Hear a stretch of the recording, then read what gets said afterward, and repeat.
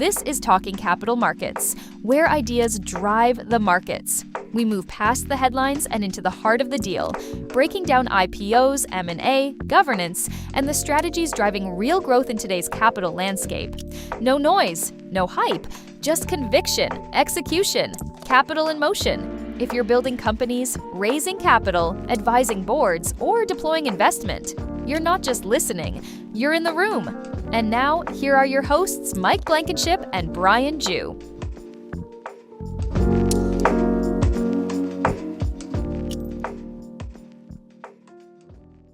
Welcome to Talking Capital Markets with Mike and Brian at the intersection of law, finance, and business. I'm Brian Jue, and as always, my co-host, Mike Blankenship. How are you today, Mike? Doing well, Brian. Look forward to this great discussion today. Capital markets robust as ever, and I think we have a lot to talk about. Absolutely. And, some of the things that we've talked about a lot on our previous episodes is compliance, regulations. It's a sector that you have to deal with, right? You just have to deal with it.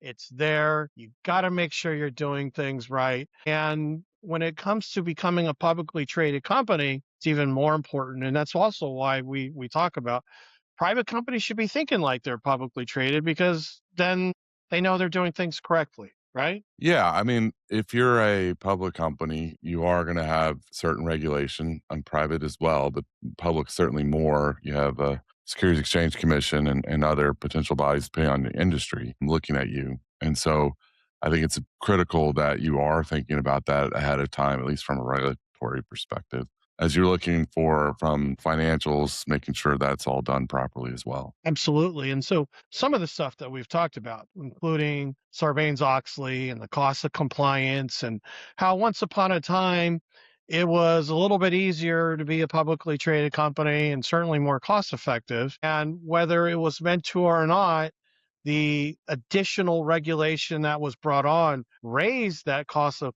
compliance significantly, to the point that we've lost a lot of publicly traded companies, and it's difficult for small cap, micro cap companies to succeed because of that cost. So as we all know that there needs to be some change there, you Mike, are doing a lot to work that out. And in fact, you're collaborating with the director of CorpFin at the SEC to overhaul Regulation SK, which governs disclosures of registration statements, clients' disclosure interpretations. And one of the things that you guys are talking about right now is semi-annual reporting. And I think that's fascinating. And I think our audience would love it too if you delve more into that. Yeah, I think the SEC, they came out recently, adopted or proposed rather, a release to give optionality to public companies, registrants, to do either quarterly reporting or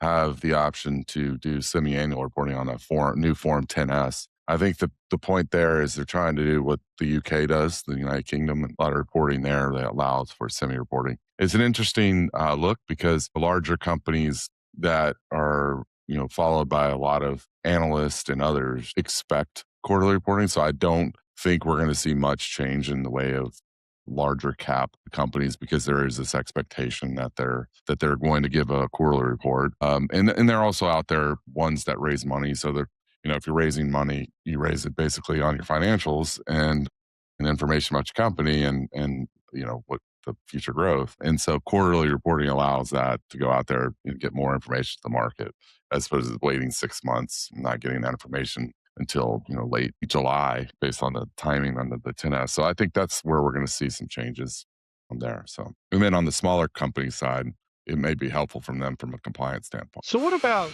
let's say, if a company's already publicly traded and they're not in a point where they're needing to raise, and like perhaps even ready for some new news, maybe like if they're working on some kind of stealth project, within their company and ready to go. Do you see that maybe those are the kind of companies that would benefit the most from semi-annual reporting? Yeah, I mean, I think once that would certainly be a benefit to them, because that they wouldn't have to go out and potentially release some of that information until the half year.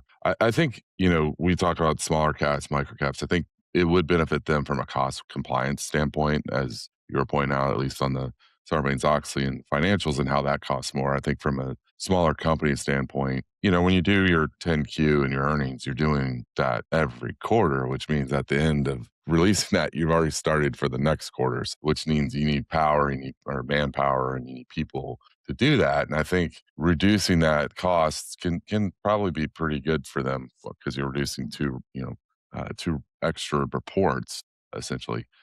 So you go from the 10Qs to one 10S and one 10K. I think that's something that could be very interesting for small caps. Unfortunately, you are having a decrease in information out there. And so that may not be as good for the investors as they're looking at it. It's just a matter of sort of how palatable it will be for them investors and what they care about. I think they're gonna have to look at that and understand the scope of that. I think the big thing is that it really gives them some optionality, right? I think that's the biggest part. I think it's always nice if you're a company that, from a regulatory perspective, you have some optionality on choosing how you want to do and operate your business. So, you can do the cost benefit analysis, not a regulator, essentially, right? What's good for you versus what may be good for the government. Do you see any other changes, anything else that might be coming on down the pipeline that you can talk about that might help with the cost of compliance? Yeah, I think there's going to be a simplified disclosures under the regulation SK. There's going to be a reduction in sort of things that are needed there. So I think we're going to start seeing that. I think, for instance, things like fewer risk factors needed or allowed will be helpful because, you got a plaintiff's bar that's out there. And so defense wants to put as many risk factors as possible, but some of that's not helpful for the market. So I think you'll see some of the reduced disclosures, really reduced amount. We've kind of seen the opposite of the previous administration, which wanted more on the climate change and other kind of ESG, and then now we're kind of swung the other way, and there's less of that now. Doesn't mean some companies won't automatically put that out there because their investors, would want to see it. But I do think we are going to see some simplified disclosures. And what about the exchanges? Are they on board with these types of changes, or do you think that they might still say, no, well, you still need to do this? Do they have that kind of power? What do you see with that and how everyone's going to be kind of working together? Will they all get on the same page? Yeah, I think they'll generally be on the same page. I mean, each exchange has its own rule book that gets approved under what's called Section 19 of the Securities Exchange Act. So I think look at that, and they have to get those rules passed by the Securities and Exchange Commission unless there's an automatic adoption of those rules. So they can't willy-nilly change their rules and the way they do it. And so they need approval from the SEC because they are regulated by the SEC. I don't see that being an issue. The certain rules that NASDAQ had put in there, they've taken away that were requiring certain companies to do things.